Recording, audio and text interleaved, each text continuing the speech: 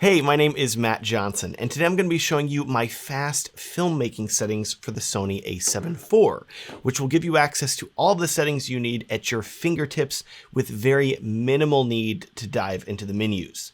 If you film weddings, documentaries, basically anything where you need to be able to film very fast, this video is for you. And to start, if you want to save time, you can click the link down in the description to download a file that you can load into your a7 IV to immediately start using all of these settings. No need to follow through the entire video. It's completely free, my gift to you. But of course, if you don't want to download that settings file, keep watching this video because you will hopefully learn a lot about this camera. Now, I also want you to know that this video is the first part of a two-part series, and it will walk you through all of the menu settings that you need to dial in to get this camera working as fast as possible for filmmaking. I've split it up because going through the menu takes quite a while. The second video in this series will be comparatively much faster, and we'll cover how to set up the camera's mode dial, custom buttons, and function menu so you can access all of the camera's important settings very quickly. You're going to love that video because it basically keeps you from having to dive into the menu 95% of the time. I will link to that video down below as well.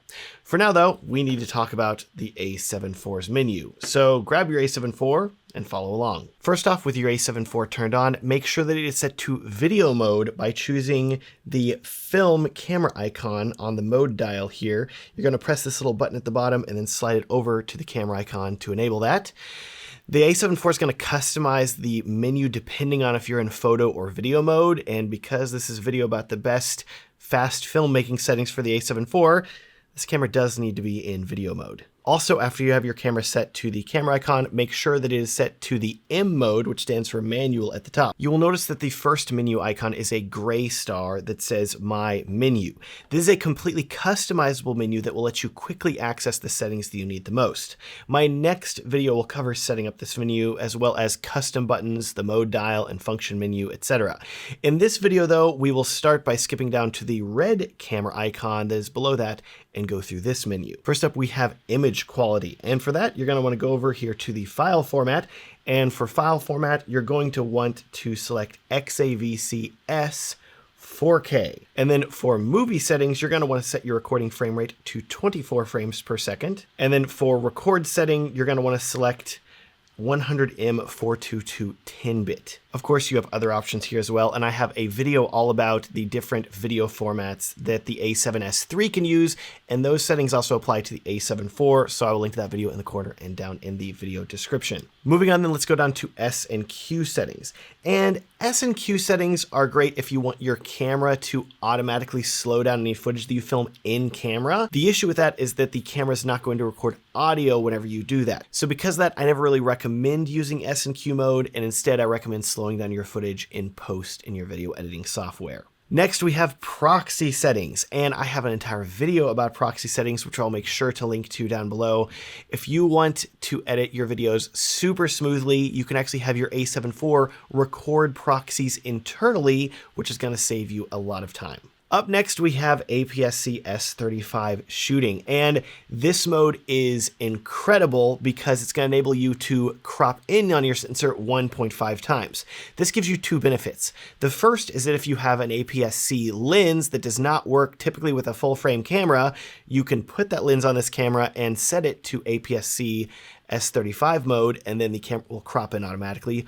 Or if you just want to be able to zoom in on whatever you're filming and turn, say, your 50mm lens into a 75mm lens, you can do that using APS-C crop mode. For now, I would leave this on auto. Next, for lens compensation. This is actually super important. You can ignore these top three things, but down here, you'll see it says breathing compensation. On my camera, it's disabled because this lens does not work with breathing compensation, but if you have a native Sony lens, especially one of the newer ones that is enabled for breathing compensation, you can go into this setting and enable breathing compensation if you want to, and that will remove the lens breathing that you're experiencing.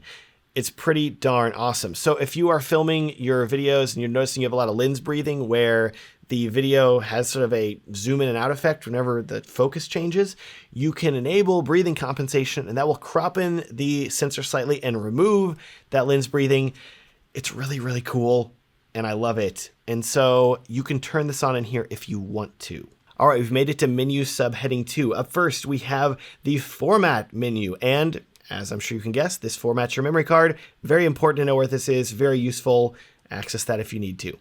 Next, you have your recording media settings, and here's where you can select whether you want your camera to record to 1 memory card or 2 memory cards to give you a backup whenever you're recording video. Personally, I always recommend setting your recording media for both photo and video here to simultaneous recording, which is going to guarantee that you have a backup in the event that one of your cards fails. Also, for auto switch media, make sure you turn this on, because this is going to make sure that even if you do not have 2 memory cards inserted, you can still start recording if you need to. Next, we have file settings, and this is actually really useful. By default, it's going to be set to file number series, and I would leave it at that because otherwise the camera is going to reset the file number every single time that you format the card. And while that can be useful, if you're filming with multiple cameras, this can get confusing quickly because you're going to have a lot of files that all have the same name. So by setting it to series, the odds are that your cameras are not going to have the same file names for every file, which is going to make editing easier. Down here, we also have a file name format section where you can choose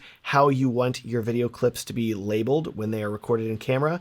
And you can even change the title name. So you can change the file format to title, and then you can go down here to title name, and you can actually name your different files. So in the case that you were, say, using a camera to film a wedding ceremony, for example, you could name this camera's files ceremony. That way you would know at a glance whenever you're editing, oh, there's my ceremony footage. It's very useful. For now, I'm going to leave it on default though, and we're going to go down here to shooting mode. This is very, very important. First, for exposure control type, this is where you're going to tell the camera that you want to film in manual mode. Manual mode? Do I want manual mode? Yes, you always want manual mode. It's going to give you an option for flexible exposure mode. You don't want that. Make sure it stays on PASM mode. Specifically, we care about that M because that's manual, so you want that. Below exposure control type, you're going to see you have options for recall camera setting, camera set memory, and memory recall media. We're going to cover all 3 of these settings in the next video in this series that's going to cover all about the buttons and modes for this camera. For now, though, just ignore these. Subheading 5, we have USB streaming, and this is new for Sony cameras. Sony enabled the ability to use your camera as a webcam just by plugging in a USB cable, which is very, very useful. And here are the settings for that. So if you want to use your camera as a webcam, you can go in here and select settings like the resolution and frame rate. You're going to use it as a webcam, as well as enable whether you want the camera to be able to record video while you are using it as a webcam. Subheading 6, we have silent mode settings. And I wouldn't really worry about this because this is really only useful for photo, not video. So yeah, just ignore that. For release without lens, on the other hand, I would make sure that this is enabled, because if you are somebody that likes to use non-native Sony lenses, aka dead lenses that do not have an electronic connection between the lens and the camera, if this is disabled, the camera is not going to record because it's going to say there's not a lens on it, so I don't want to record. And you're like, no, there is a lens, I promise you. By setting this to enable, this will enable the camera to record even if there is not a lens that it thinks is connected to the camera. Anti-flicker settings are also a new setting here. You can turn on the variable shutter mode, and then you can go to hit a variable shutter set, and you can adjust this up and down. And you'll see here on the bottom left, it says 256, and then you can bring those numbers up or down, 258, 261, etc. The benefit of changing your shutter this way is that instead of you typically seeing what you would normally see where it's like 1/50th, 1/60th, 1/100th, etc. for your shutter speed, in this case, because you're using a shutter angle, if you are seeing a lot of flicker in your footage caused by cheap lights that are flickering fast, you can actually go in here and adjust the shutter angle far more precisely than you can whenever you are adjusting your shutter speed. And so you can really remove a lot of that flickering, which is really useful. So keep this in your back pocket. I would not leave it turned on all the time, but it's definitely useful if you ever do need to reduce some flicker in camera. Subheading 7, oh my gosh, we got audio recording. This is all really important. First of all, make sure that audio recording is on. Definitely. That'd be bad if it was not on. Next, for audio recording level, you can set this to whatever you want. I would recommend a minimum 20 or so, but it's going to really depend on what you are doing and if you have a microphone plugged into your camera or not. For audio out timing, by default, I would leave this set to live, but if you are recording to an external monitor like an Atomos, for example, and you're monitoring the audio through the external monitor and you're noticing that the lips are not syncing up with the audio, because there's a little bit of a delay, you can set this to lip sync, and it's going to delay the signal just slightly for the monitor, which then enables your audio and video to sync up. You probably won't need to use this, but it's useful to know where it is if you need it. For wind noise reduction, I would not leave this on auto because you never really know how crazy the camera's going to get and if it thinks there's wind noise or not, and that can really mess with the audio the camera's recording. By default, I would leave this off, but remember where it is in the menu settings in the event that you ever do need to enable it. NI-Shoe audio settings are going to be usable if you have a Sony microphone that connects electronically via the hot shoe. If you have one plugged in, which I unfortunately do not have one with me right now, then you would be able to change those settings for the microphone here. Lastly, you have audio level display, and as the name implies, this is going to show the audio levels that the camera is recording, and I would always leave this on because you always want to know if your camera is recording audio or not. Subheading 8, we have time code. Lots and lots of time code settings here. If you use time code, this is where you can access all these settings. So keep this in mind. Subheading 9, we have image stabilization. This is also known as IBIS, or in-body image stabilization, and is whenever your camera is going to move the sensor around to make sure your footage is stable, even if you have shaky hands. For steady shot, by default, you can leave it to standard, but you can also set it to active, which is going to do a 1.1 times crop on your video, but give you more stable footage. So this is where you can access it in the menu. Whenever we get to the next video, though, in this series, I'm going to show you how you can access it with a simple few button presses. For steady shot adjust, you can leave this set to auto by default, but if you are using a non-native lens that does not electronically connect to the camera, you are going to need to go in here and instead of auto, change it to manual, and then set your focal length to the focal length of the lens that you are using. The reason you have to do this is that if the camera does not know the focal length of the lens that you are using, the in-body image stabilization is going to be trying to compensate for a different kind of lens, and this can cause more shaking in your footage rather than less, which is really bad. So yeah, always make sure that you dial this in manually if you have a non-native lens, or just leave it on auto and don't worry about it. Next, we have zoom, and by default, zoom is disabled unless you're using a Sony lens with an electronic zoom feature, at which point you could then access this setting. But as an alternative, you can go down here to zoom range and change it from optical zoom to clear image zoom. And so you can go up here to zoom and check this out. We can zoom in.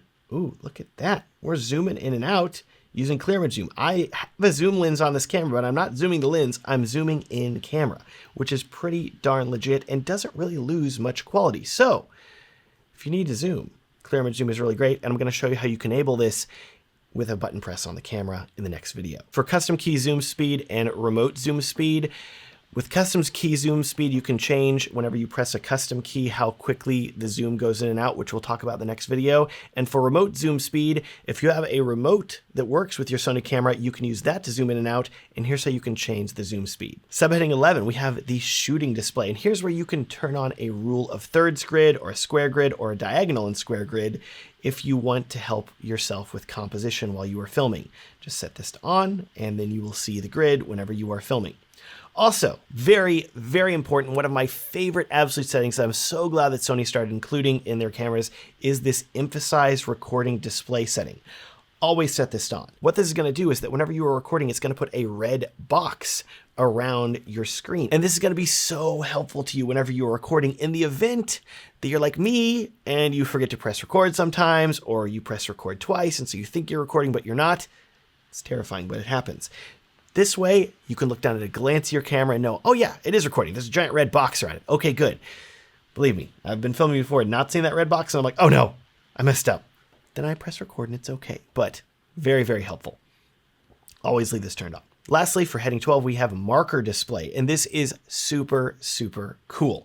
So if you're someone that typically finds himself filming in a 2:35:1 aspect ratio crop, for example, you want those cinematic bars on the top and bottom, well, you can go down here to aspect marker and choose any aspect ratio you want. Let's say we wanted 2:35:1, and you go up here and turn marker display to on, and then whenever you are recording a video, you're going to see white line bars that are going to tell you where you need to crop your image and make sure that the footage that you're filming is inside that area. It's super useful, super helpful. You have a lot of other options here, safety zones, guide frames, etc.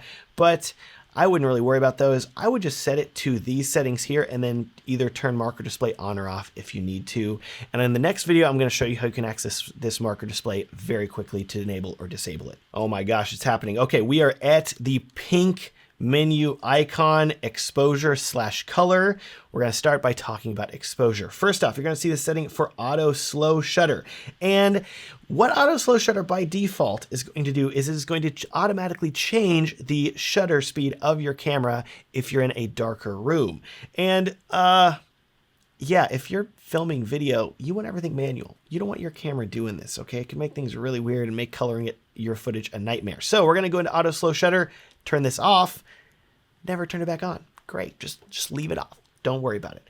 Next, for ISO, here's where you can change your camera's ISO settings in the menu if you don't want to use the shortcut button on the back. But I always recommend using the shortcut button. So yeah, I wouldn't worry about it. Just leave it at that. Don't worry about it. For ISO range limit and auto / manual switch set, these are all related to auto slow shutter. I wouldn't worry about it. You can ignore these. Subheading 2, exposure compensation. All these settings you don't have to worry about because you're going to be dialing in your exposure manually, so ignore this whole section. Subheading 3 is one of my favorite sections, believe it or not, and this is the metering section, and I love metering, okay? Metering is how your A7 IV is going to be able to tell you what exposure you should be setting your camera to. So for metering mode, I would leave it set to multi, leave face priority and multi-metering on, and then for spot metering point, you can leave it at center, but you have the option to set it to focus point link if you want to, which will basically enable you to tap on the screen to tell what the exposure metering is, depending on where you're tapping, which is pretty cool, but by default, I would just leave it set to center. Now, why is all this important? Well, looking at the screen on the back of your A7 IV, at the bottom, you're gonna see that the camera's telling you its shutter speed, f-stop, and then it says mm and a number somewhere between -2.0 and +2.0. This is the A7 IV's exposure meter, and in this case mine says -0.3, which means that it is 0.3 stops underexposed. This is super useful because it's going to enable you to tell at a glance whether your footage is over or underexposed. Love this setting. Make sure you have multi-metering enabled. For face priority and multi-metering, I would always have this turned on as well. This is way when a camera detects a face in the scene, it's going to prioritize telling you the exposure of the face when you're recording your image. It's really important that you properly expose the skin tones of people that you're filming with the A7 IV, so having this face priority on will help with that. Next, we have white balance, and wow, this is arguably one of the most important settings on this camera. For white balance, currently by default, it's set to auto. You don't want auto, okay? We don't want auto. Let's get away from auto. You're going to want to use either one of these presets, or ideally, if you want to be cool like me, you want to use Kelvin values. So you're going to want to go down here to the K, and where it says ctemp/filter, you can press right, and then you can dial in your white balance manually. So I can go really, really cool over here, or I can go really, really warm over here. By default though, let's leave it about 5,000. That should be fine. As a bonus, you can press right again now and access the white balance adjustment screen where you can add more green or magenta to your white balance. And this can really help dial in your colors even more. For priority set and auto white balance, you don't need to worry about this because you are going to be manually dialing in your white balance. And then for shockless white balance, this is such a cool feature that I absolutely love. By default, I would set it to 3 because by doing this, whenever you're recording a video and you want to change your white balance while your camera is recording, if you leave it at 1, the A7 IV is going to very quickly change its white balance. But if you set it to 3, the white balance is going to gradually and smoothly change over time. So whenever you're changing your white balance while recording, it's not going to be abrupt and distracting to your audience. It's going to be super smooth. So love shockless white balance, set it to 3. Have a great day. Next, we have subheading 5, color/tone. For dynamic range optimizer, you're going to want to set this to off because the only time the dynamic range optimizer really helps is if you've exposed them properly, but I always recommend exposing properly. So yeah, just leave it off. It's not really going to help you. Next, for creative look, you're going to want to leave this set to standard, which is ST. You have other options here, including darker or black and white or more vivid, etc. All of these are really, really weird. Look, it's sepia. Everybody loves sepia. No, we don't. Okay, no, just there's a ton of options. Leave it to standard, okay? You do not want to play in the creative look toolbox. Where you do want to play, though, is in the picture profile settings, which you have 11 picture profiles to choose from. Lots and lots of options here. What you want is PP8 S-Log3, which I have an entire video about how to film with S-Log3 on the A7 IV coming out very soon. I would love if you would subscribe if you want to see it, and whenever that video is out, I will link to it in the corner and down in the video description. For the sake of this video now, select PP8, and let's move down here to the soft skin effect, which is a new feature that Sony's added, and it's pretty cool because it gives you a skin smoothing effect. You can set low, medium, or high for it, but if you are filming yourself and you're noticing, dang, I got some wrinkles, I might need to fix that, you can apply some skin softening in camera to do that. Personally, I would recommend leaving it off, but hey, you want to play around with it? Play around with it. Try it out. See how it looks. Subheading 6, we have zebra display, and this is another one of the most incredibly important features of this camera. For zebra display, I would always turn it on, and then you're going to be able to choose your zebra level, which is where you're going to see zebra lines appear on the overexposed parts of your image. As for zebra levels, the level that you choose is really going to depend on which picture profile that you are filming with. But if you are filming in S-Log3, for example, you're going to want to go into the zebra level and go down to C1 and change it from STD plus range to lower limit, and then set it to 94 plus. Press the center button, and that is going to save that zebra level. Incidentally, if you download my A7 IV settings file, by default, you're already going to have all these settings, and you're not going to have to remember them. That preset file is linked down below if you want to get it. Oh my gosh, we made it to the purple menu, and we are to autofocus and manual focus settings. Tons of options in here. Let's dive in. Starting off with focus mode. By default, this is going to be set to continuous autofocus, which, yeah, autofocus is really good on the A7 IV. Leave it on continuous autofocus. That's a good idea. For autofocus transition speed, this is going to change how quickly the camera is going to rack focus from one thing to another when it changes focus. I would play around with this setting and see what looks good to you.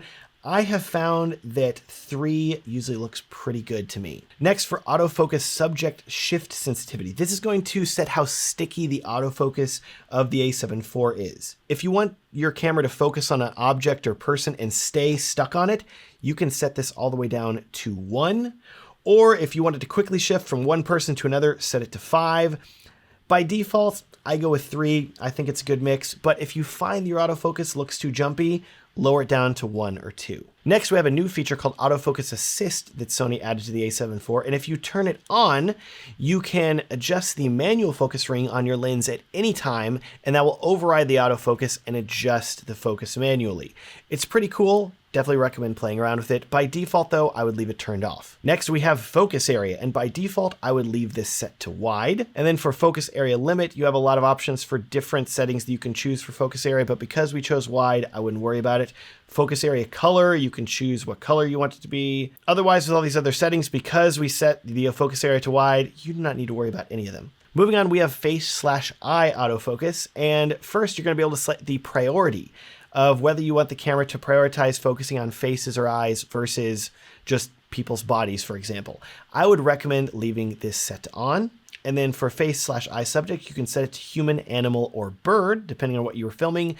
You're most likely going to want to leave it on human though, so we're going to leave it on human by default. But if you need to change it, it's right there in the settings. For right/left eye select, I would leave it to auto. But in the event that you're filming somebody at a very specific angle and you're wanting to guarantee that focuses on their right or left eye, the camera gives you the option to do that, which is pretty cool. For face/eye frame display, I would turn this to on, which is going to make a nice little white box appear around the subject's eyes whenever you're filming. And this is going to help you just be able to tell at a glance that your footage is properly in focus. Subheading 4 now, we got a new feature. This is called the focus map. And if you turn the focus map on, whoa, look at this. This is so funky here. So what you're going to see is you have blue up here at the top, then you have clear, then you have red. Clear means that it's in focus. Blue means that it's out of focus in the background. Red means that it's out of focus in the foreground. So if you play around with this here and I bring this up here, suddenly the autofocus is going to change. It's going to say, hey, here's this camera in focus right there. And then if I go over here, okay, this pole's in focus now. So if you are doing manual focusing or focus pulling and you're trying to make sure that your stuff is in focus or not, this is a really great way for you to have an overlay that shows you exactly what is in focus. It's pretty cool. Please note, by default, I would recommend keeping the focus map off because otherwise you're going to have a lot of strange colors on your screen and make it difficult to film. Next, you have focus magnifier, and this is going to let you zoom in on anything that you're filming to make sure it's in focus. For focus magnification time, I would leave it set to no limit. And then for initial focus magnification, I would set it to X4. We're going to set this up as a custom button later on, but by setting it to the initial focus magnification of X4, it's going to save you a button press, which is always great. Always recommend saving a button press here and there. Next, we are on to subheading 5, and we have peaking display. And peaking is really useful if you are manually focusing and you want to be able to know if your footage is in focus or not. So for peaking display, you can set it to on, and then you can set your peaking level, either high, mid, or low, and you can even change the peaking color from white to red, yellow, or blue. For the sake of these settings, I'm gonna leave peaking display off, but this is how you turn it on in the menu. Next, we have the blue playback menu. First off, you can select your playback media. So if you want to check your video files you've recorded on a specific memory card, here's where you can select the memory card that you want to play back. Subheading 3 is selection/memo. And here you have options for protect, rating, and rating set. And this is a weird setting because protect is going to enable you to protect your photo and video clips so they can't be deleted whenever you're previewing them by pressing the trash can icon. But if you format your memory card, the video files are still deleted, so it's kind of useless. And then as far as rating goes, rating is going to enable you to rate the photos that you've taken after you've taken them, which sounds really useful, right? Because then you can tell at a glance where your best photos are. But unfortunately, this doesn't work for video, so kind of useless. Let's not worry about it. Subheading 4 is the delete menu, and delete here does exactly what it says. It deletes images. I recommend never deleting your video files this way though, as I've read horror stories of people deleting their video clips from their memory cards and camera, and then the camera's file structure was corrupted and they lost their files. That's just terrifying. Instead, I would always format your card in camera before filming anything, which will wipe the card completely and ensure the file structure is correct every time that you're filming. The A7 IV gives you a new feature where you can delete by pressing twice. Basically, press the delete button twice and it'll delete whatever you're looking at. That's terrifying. Let's leave that turned off. Also, delete confirm. It's going to give you the option of whenever you press the delete button, do you want the menu to be selecting cancel or do you want it to be selecting delete? Which is also scary. So leave it set to cancel. And then never try to delete your images or videos in your camera. Just don't do it. Not a good idea. Subheading 8 is edit, and it's going to give you a lot of options to crop or copy, etc.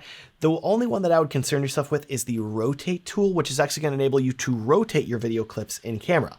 Why would you want to do that? Well, the A7 IV comes with a built-in gyroscope. So if you're holding your camera horizontally, it's going to film horizontal video. But if you're holding your camera vertically, it's going to record vertical video, which sounds great if you're recording something for TikTok or Instagram. But if you happen to be recording something like, say, a wedding reception and everybody's dancing and you're filming handheld and you press record on your camera while it's at your side as you're bringing it up, the camera may think, oh, are we filming vertically? Okay, cool. So I'll film everything vertical. And so your footage is all going to be sideways and you're going to be like, this is wrong. What is wrong? Good news is that you can then fix that in camera or in your editing software, but it's easy to do it in camera just by going to rotate, and then you can select your video clip and rotate it back to the proper orientation. Lastly, let's jump down here to subheading 7, and you're going to see an option here for display rotation. Remember how we were just talking about a gyroscope? Yeah, set your display rotation to off, which, to be clear, the camera can still want to film things vertically if you're holding it like this, but the screen's not going to go vertical too, which is a little helpful. You still may need to rotate your video clips back though, if you happen to hit record and then bring it vertical or horizontal. Lastly, for this, you have image jump setting, and this is really useful because you can set your dials to scroll through all of your video clips you filmed, and if you want to get through them quickly, you can set, say, the front dial from 1 by 1 to by 10 images, which is going to then enable it to scrub through 10 images at a time, help you get through previewing your clips faster if you are somebody that likes to check your video clips you've recorded on your camera. So set by 10 if you want to. By default, though, I would leave it all to 1 by 1. We've made it down to the green world, which is the network menu, and you have a ton of options in here to select how you want to connect your phone to your camera if you want to transfer video clips or use your phone as an external monitor. I don't really recommend doing that though. It can be a little slow. I don't ever do it. You can if you want to though. But what I would concern yourself with is down here under Bluetooth, make sure that you have Bluetooth function turned off. And then for network option, make sure that airplane mode is turned on. This is going to help you save a little bit of battery life because then your camera is not going to be constantly trying to connect to things. And every bit of battery life is always helpful. All right, we are to the last subheading, the yellow toolbox. There are a ton of settings in here though, and a lot of them are super important, so we got to cover them. Starting off with subheading 1, area/date. Here's where you can select your language and your date and your time zone, etc., and NTSC/PAL. Of course, language and area, date, and time are pretty obvious, but NTSC PAL may be a little confusing to you. In short, Sony has made the a7 IV to work around the world, and there are two different video standards worldwide. One is NTSC and one is PAL. NTSC is what you will typically use if you are in the United States, and PAL is what you will use if you are in Europe. But what does this mean for you as a filmmaker? Well, if you notice that your camera is only capable of recording at, say, 100 frames per second in 1080p instead of 120 frames per second, or you're noticing that it's trying to record at 50 frames per second or 25 frames per second, and you're like, shouldn't it be like 24 FPS and 60? It could be because your camera is set to PAL instead of NTSC. So I would dive into your settings here and change it. But I would also be aware that if you are in another country that is typically a PAL country and you set it to NTSC, you may get some flickering in your video clips. So test things out and see what works best for you. But in general, if you're in the US, set it to NTSC. If you're in Europe or other country, set it to PAL. Subheading 2, we have reset and save settings. Setting reset, as the name implies, will completely reset your camera's settings back to basically nothing. So if you ever get stuck or you're confused and you've changed a setting and your camera's messed up and you're upset about it, just go in here, reset your camera back to the factory settings, and then you can customize it again. I've done this more times than I would like to admit because I've messed something up. Just good to know where that is. Next, you have save/load settings. And this is one of my favorite features that Sony added to their newer cameras. And the reason that it is so good is that you can save your settings to your camera, to your memory card, and then put that memory card in a new camera and immediately apply those settings. So if you download my settings file for the a7 IV, which is still linked down below, you can go to this menu setting and load those settings immediately onto your camera and have all the settings immediately available at your fingertips. It's really awesome. Next up, you have Operation Customize, which is where you can customize all of the buttons and some of the menus on your camera. It's really, really awesome. And the next video in this series is going to cover all of these settings: photo, video, playback, function menu, all these things. All of that's going to be covered in the next video. For now, let's go down here to screen display settings. And here's where you can select all of the different information that appears on the sides of the screen. By default, I would leave all this enabled, but if you want to change any of it, you can. Next, we have record with shutter, which is very important and very useful. I would highly recommend turning this on. And what it does is, see this shutter button?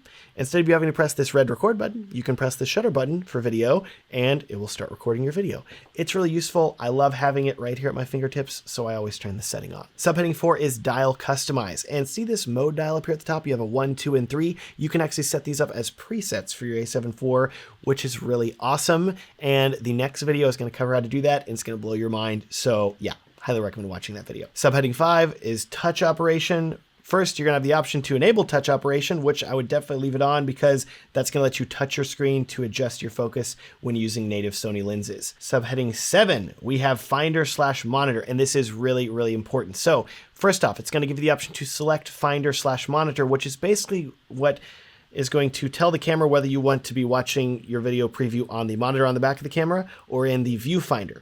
By default, this is set to auto. And see here on the back of the a7 IV, there's a tiny little infrared beam that gets shot out right here. And so if you bring your face up to the camera, then it is going to switch to the viewfinder instead of using the monitor on the back of the camera. Sounds great, right? Well, in practice, it's not so great because if you bring your hand by it or you're trying to press some buttons, the camera's going to be like, oh, did you want to use the viewfinder? And it's going to go to the viewfinder. And you're going to be like, no, I don't want the viewfinder. I want to look at the monitor on the back of the camera. I'm shooting a video. So by default, I would go in here and select Monitor Manual, and do not worry, in the next video, I'm going to show you a custom button that you can set up that will enable you to swap between the monitor and the viewfinder very quickly. Next, we have monitor brightness. By default, this is set to manual, but I would recommend going in and setting it to sunny weather, which is going to make the monitor brighter so you can see it outside on a sunny day. Very useful feature. I usually leave my viewfinder brightness on auto, and then for finder color temperature, I leave that on 0. Next here, for display quality, I would actually leave this set to standard. You may be thinking, no, I want the quality to be high, right? Well, no, because What this actually controls is the frame rate that the preview monitor plays with on the back of the camera.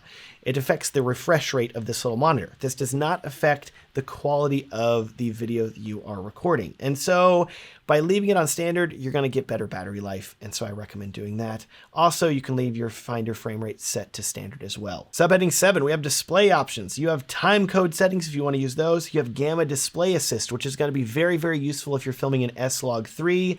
I would leave it turned off by default. I'm going to show you a custom button in the next video that'll enable you to set that quickly. For gamma display assist type, you're going to be able to customize S-Log2, S-Log3, HLG, etc.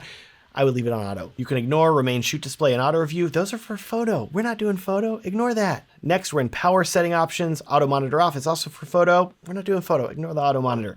Power save start time though. This is important. I would leave this set to 1 minute. It's basically going to turn off the camera after 1 minute if you are not recording, help you save some battery life.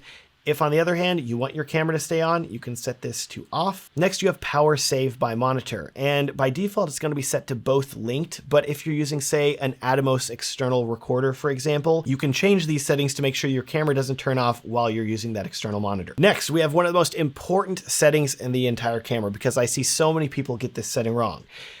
By default, the camera is going to have the auto power off temp set to standard. You are always going to want to go in and change the auto power off temperature to high. This is going to help ensure that your A7 IV does not overheat whenever you are filming video, because by default, Sony does not want the camera to get too hot to the touch, so they set the auto power off temperature to standard. But hot to the touch is relative. You're not going to get burned by this, okay? Don't worry about it. My camera's pretty warm because I've had it on this whole time, and it's fine. So set your auto power off temperature to high. It's going to enable the camera to get a lot hotter and prevent it from overheating. Always have this enabled. Subheading 10, we have sound options. First up are volume settings. This is where you can adjust the playback volume of the tiny little speaker or the headphones that you have connected to your camera. By default, I would leave it to 7, but adjust it if you need to. The A7 IV also includes 4-channel audio monitoring. So if you're using a XLR adapter to the A7 IV, you can then record 4-channel audio. It's pretty cool, but by default, I would just leave it set to channel 1/channel 2. Audio signals. This is so important and so annoying. By default, the A7 IV is going to make these little chimes. Anytime you press record or stop, it'll be like doo-doo-doo, doo-doo-doo. I hate it. It's terrible. Go into audio signals, turn that off. Never turn it on again. Subheading 10, we have USB. First up, you have USB connection mode. It's going to give you the option to select when connect. I would leave it set to that. USB lens setting, make sure that's set to multi, and then USB power supply, definitely have that turned on, which is going to enable you to power the A7 IV via its USB-C port. You can then power the A7 IV virtually indefinitely. It's pretty awesome. Highly recommend having that enabled. Subheading 12, we have external output. So if you are using your camera connected to an HDMI adapter into a computer like me using an Elgato, or if you're using an external monitor like an Atomos, etc., here is where you can adjust the settings. By default, leave it to auto. You can adjust all these settings though, however you need to, depending on the output that you want to have. One important note is that by default, HDMI info display is turned on, but if you have it turned on, that means that whatever external monitor you're using is going to show all of your camera settings. And I've literally seen people that did not know that, and they recorded an entire wedding with those settings visible on the screen, and they didn't record in camera. That was a nightmare. They had to crop in a ton to remove a lot of those settings. It was horrible. So to avoid that happening, you can go into HDMI info display, and if you're using an external monitor, make sure that is set to off. But I have to leave it on now because otherwise you wouldn't see this preview menu. So we're leaving it on right now. Subheading 13, the last setting. Up first, you have the video light mode, and this is set to power link or record link or standby. This is if you are using a video light that connects to the camera's hot shoe. By default, yeah, I wouldn't worry about that or use that. I'm not a big fan of on-camera lights, but here's where you can change those settings if you want to. Next, you have the auto dust function, and this is really great in here. Go into this setting and turn shutter when power off on. Do not leave the device exposed to strong light source. Do not touch the shutter, blah, blah, blah. Yeah. You're going to want to make sure that you have shutter when power off turned on, which is going to close the shutter whenever you turn off the camera and help protect it from getting dust on it. This is an amazing feature. I wish that every camera on the planet had it. Lastly, you have version. And if you go in here, it's going to tell you the firmware version of your camera. And if you have an update for your camera, you can install it to a memory card and then go in here to software update and update your camera. With that, those are all of the settings you need to change in the menus to get your A7 IV up and running. But Matt, there's so much more to do. There's the mode dial, the custom menu, the custom buttons, the function menu. Do not worry. My next video is going to cover all of the settings for that, and you're going to love it, because once you have your buttons and settings customized, you will basically never need to jump into the maze of menus that we covered in this video ever again. So you can click down below to watch the second part of this series, which will walk you through setting up those custom buttons. And don't forget, you can actually skip watching that second video if you choose to download my A7 IV settings file. It's completely free, and you can load it onto your camera and immediately have all of my settings and custom buttons set up, which is going to save you a ton of time. You can download that file down below. Also, I will link down below to my A7 IV memory cards guide video, which will walk you through which memory cards to buy. All right, see you in the next video. Thanks so much for watching, and have a great day.